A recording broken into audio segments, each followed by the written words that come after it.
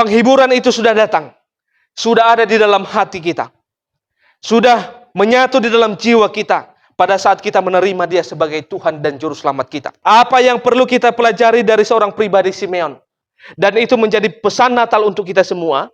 Maka yang kedua adalah hidup yang memberitakan, menyiarkan penghiburan bagi mereka yang membutuhkan, memerlukan atau merindukan penghiburan. Ayat yang ke-25, kita baca sekali lagi Bapak Ibu. Adalah di Yerusalem seorang bernama Simeon. Ia seorang yang benar dan saleh, yang menantikan penghiburan bagi Roh Kudus ada di atasnya. Jadi Bapak Ibu yang dikasihi Tuhan, poin yang kedua yang perlu kita pelajari dari kehidupan seorang Simeon, dan itu menjadi pesan Natal untuk kita adalah hidup yang memberitakan atau menyiarkan penghiburan bagi mereka yang membutuhkan dan juga memerlukan, yaitu penghiburan. Kalimat penghiburan di sana adalah itu memakai kata paraklesis, yang artinya adalah menyambut atau menerima pembebasan atau keselamatan. Ini memberikan arti dan sekaligus menunjukkan bahwa di mana sebelum kelahiran Yesus Kristus ke dunia, umat Israel sedang berada di dalam masa-masa kegelapan, hidup dalam kekacauan, tekanan, keterikatan dengan hukum Taurat, hidup yang tidak sungguh-sungguh dipimpin oleh firman Tuhan. Karena apa? Karena selama 400 tahun antara perjanjian lama dan masuk ke perjanjian baru, itu adalah tidak ada nabi yang diutus oleh Allah yang berbicara kepada umat Israel, tetapi mereka sedang menantikan seorang raja yang melepaskan mereka dari keterpurukan itu. Jadi ayat yang ke-25 ini menunjukkan sesuatu bagaimana kondisi dan keadaan Israel, dan itu diwakilkan oleh seorang Simeon ini, di mana umat Israel mereka sedang berada di dalam tekanan, kekacauan, dan keterikatan dengan apa? Hukum Taurat, Bapak Ibu. Makanya kita lihat judulnya tadi di sana apa? Yesus disunat. Itu adalah keterikatan dengan apa? Hukum Taurat, Bapak Ibu. Dan itulah yang mengikat mereka tanpa dipimpin oleh firman itu. Nah, itu adalah keadaan bangsa Israel pada saat itu. Nah, ayat 25 ini memberikan arti juga dan menunjukkan artinya adalah Simeon mewakilkan seluruh umat Israel yang sedang merindukan penghiburan supaya mereka lepas dari kegelapan dosa, keterpurukan oleh karena mereka hidup di bawah jajahan Romawi. Jadi Bapak Ibu yang dikasihi oleh Tuhan, kita melihat keadaan bangsa Israel pada saat Tuhan Yesus lahir, itu bangsa Israel sedang dijajah, dikuasai, ditaklukkan oleh bangsa Romawi. Mereka ada di dalam tekanan. Maka pribadi dari seorang Simeon ini adalah mewakilkan seluruh umat Israel supaya ada seorang penghibur yang membebaskan mereka dari keterpurukan itu. Nah, Bapak Ibu yang dikasihi oleh Tuhan, apa yang menjadi pesan untuk kita melalui ayat yang ke-25 ini? Penghiburan itu sudah datang, sudah ada di dalam hati kita, sudah menyatu di dalam jiwa kita pada saat kita menerima Dia sebagai Tuhan dan Juru Selamat kita. Nah, Bapak Ibu yang dikasihi oleh Tuhan, apa yang perlu kita lakukan melalui ayat yang 25 ini? Tentu yang pertama, Bapak Ibu, adalah hidup yang memberitakan damai sejahtera bagi seluruh umat manusia. Karena umat manusia saat ini sedang menantikan dan merindukan damai sejahtera. Nah, itu yang perlu kita lakukan sebagai orang percaya. Yaitu yang pertama adalah hidup yang memberitakan damai sejahtera bagi seluruh umat manusia. Karena umat manusia saat ini sedang menantikan dan merindukan damai sejahtera. Kita melihat Bapak Ibu, saya mungkin tidak menceritakan terlalu luas, tetapi kita melihat bahwa di mana-mana ada konflik, perang terjadi di mana-mana, kesengsaraan di mana-mana, kekerasan di mana-mana, pelecehan di mana-mana, dan semua kejahatan-kejahatan tersebar di seluruh dunia. Dan orang sekarang sedang menantikan apa? Sedang merindukan apa? Damai sejahtera. Nah, Bapak Ibu yang dikasihi oleh Tuhan, kita memulainya dari mana?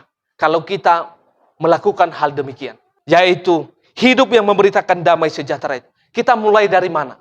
Tentu yang pertama adalah kita mulai dari mana? Dari keluarga kita, Bapak. Kita mulai dulu dari keluarga kita. Yaitu kita hadirkan damai sejahtera di sana. Yang kedua adalah kita hadirkan damai sejahtera di tempat pekerjaan kita. Kepada teman-teman kita. Kepada sahabat kita. Dan kepada semua orang. Dan yang paling penting pada saat ini, zaman sudah canggih. Yaitu menghadirkan damai sejahtera itu melalui apa? Yang semua orang pakai pada saat ini. Apa? melalui media sosial, Bapak Ibu. Anak-anak muda ini harus diajarkan mereka sebagai orang tua, berikan semangat kepada mereka, dorongan kepada mereka, supaya media sosial yang mereka pakai itu dipakai untuk memberitakan damai sejahtera. Amin.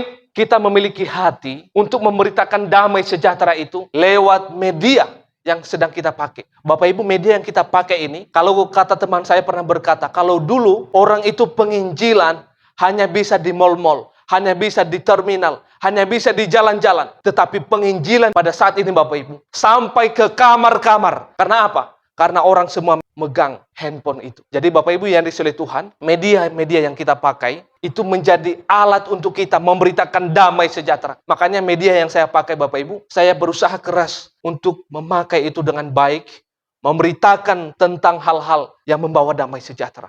Terutama apa? Firman Tuhan. Kita bagikan kepada mereka. Saya bersyukur beberapa keluarga saya lihat mereka sering sekali mau posting ayat-ayat firman Tuhan. Dan juga khotbah-khotbah.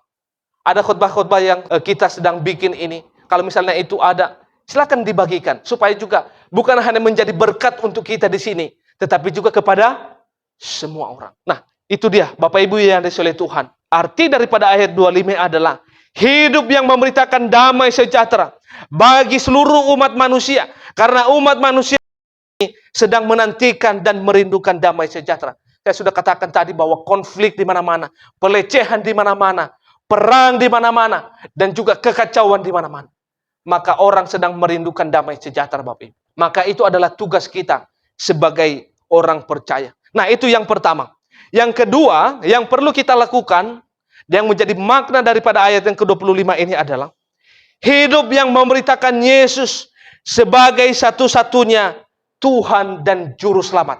Tidak tahu seberapa kita sudah pernah menyampaikan firman Tuhan, memberitakan kepada orang, Yesus itu adalah Tuhan. Kita pernah bersaksi belum? Memberitakan bahwa Yesus itu adalah jalan satu-satunya, bukan salah satunya Bapak Ibu ya, tetapi satu-satunya. Kalau salah satunya itu adalah ada alternatif lain. Tetapi kalau hanya satu-satunya, itu tidak ada alternatif lain. Kita sebagai orang Kristen harus memberitakan bahwa Yesus itu adalah satu-satunya Tuhan dan Juru Selamat. Maka itulah yang perlu kita lakukan sebagai orang percaya. Karena di dalam Yesus ada sukacita yang sejati, Bapak. Maka itulah yang berita yang kita sampaikan. Bahwa di dalam Yesus ada sukacita sejati. True joy. Ada sukacita sejati di sana. Hanya di dalam Yesus ada penghiburan yang sejati. Hanya di dalam Yesus ada kebahagiaan sejati. Dan hanya di dalam Yesus ada kasih yang sempurna. Perfect love. Hanya di dalam Yesus ada kasih yang sejati. Hanya di dalam Yesus ada kebahagiaan sejati. Hanya di dalam Yesus ada penghiburan yang sejati. Dan hanya di dalam Yesus ada sukacita sejati. Maka itulah yang menjadi inti pemberitaan kita sebagai orang percaya. Dan juga yang perlu kita lakukan. Maka ini menjadi pesan Natal untuk saya dan untuk kita semua. Untuk kita lakukan di tahun yang baru. Amin. Yaitu hidup yang memberitakan Yesus sebagai satu Tuhan dan Juru Selamat. Kita sudah diselamatkan oleh Yesus Kristus. Melalui iman kita kepadanya.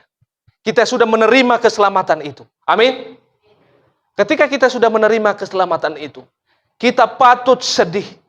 Kita patut menangis dalam hati kita kalau melihat orang lain mati dalam ketidakpercayaannya kepada Yesus. Amin.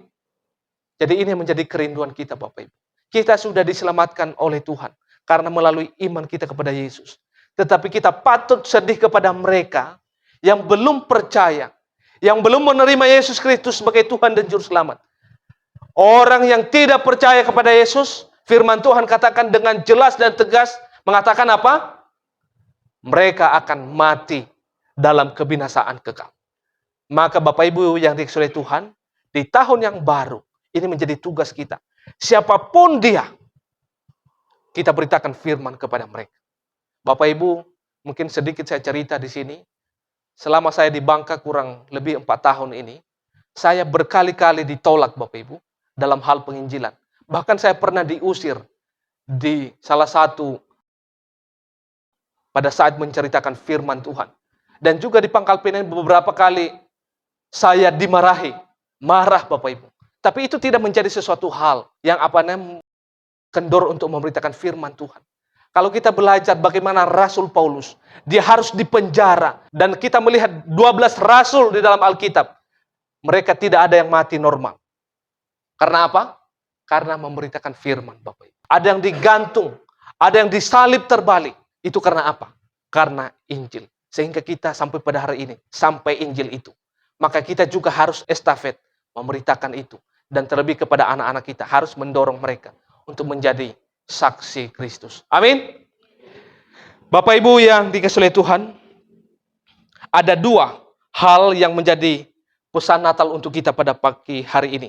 Yang pertama adalah hidup yang benar dan saleh di hadapan Tuhan. Kita ucapkan bersama-sama Bapak Ibu. 1, 2, 3 ya. Hidup benar dan saleh di hadapan Tuhan. Maka itu yang menjadi pesan Natal untuk kita pada pagi hari ini. Untuk kita lakukan di tahun yang baru. Yaitu apa? Hidup benar dan saleh di hadapan Tuhan. Yang kedua adalah hidup yang memberitakan firman kepada mereka yang membutuhkannya. Bersama-sama 1, 2, 3 ya. Hidup yang memberitakan firman kepada mereka yang membutuhkannya. Kiranya kita terus siap untuk memberitakan ini. Dan Bapak Ibu yang dikasihi oleh Tuhan, sebelum saya menutup khotbah ini, kita baca ayat yang ke-29 sampai dengan 32. Sekarang Tuhan, biarlah hamba-Mu ini pergi, damai sejahtera sesuai dengan firman. Sebab mataku telah melihat keselamatan yang daripada-Mu, yang telah Engkau sediakan di hadapan segala bangsa, yaitu terang yang menjadi pernyataan bagi bangsa-bangsa lain, dan menjadi kemuliaan bagi umat-Mu Israel. Ayat yang ke-29 sangat tegas mengatakan bahwa sekarang Tuhan, biarkanlah hamba-Mu ini pergi dalam damai sejahtera sesuai dengan firman. Simeon ini baru dia mau mati setelah melihat yaitu penghiburan yang telah datang bagi umat Israel dan telah melihat Yesus Kristus. Bapak Ibu yang dikasihi oleh Tuhan, ini menjadi tantangan bagi saya dan bagi kita semua. Seberapakah kita sudah melakukan pekerjaan Tuhan di dunia ini? Seberapakah kita sudah berkorban untuk Tuhan, untuk pekerjaan Tuhan di dunia ini? Maka kita baru bisa mengatakan, saya baru boleh pergi dengan damai sejahtera. Saya baru siap mati setelah saya sudah melakukan pekerjaan Tuhan. Setelah saya berkorban untuk pekerjaan Tuhan, baru saya siap mati pergi kepada Allah Bapa. Nah, Bapak Ibu yang dikasihi oleh Tuhan, itu menjadi tantangan bagi kita semua. Apakah kita sudah siap mati sekarang, tapi kita belum mengerjakan apa-apa? Terutama itu tentang hal pekerjaan Tuhan. Apakah mungkin kita sudah siap mati, tetapi kita belum berkorban sama sekali dalam melayani Tuhan? Nah, itu menjadi sesuatu tantangan bagi saya dan bagi kita semua untuk kita lalui untuk memasuki tahun yang baru.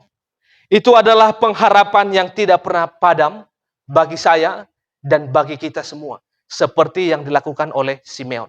Dia tidak mau mati sebelum melihat yaitu penghiburan bagi Israel dan juga melihat Yesus Kristus.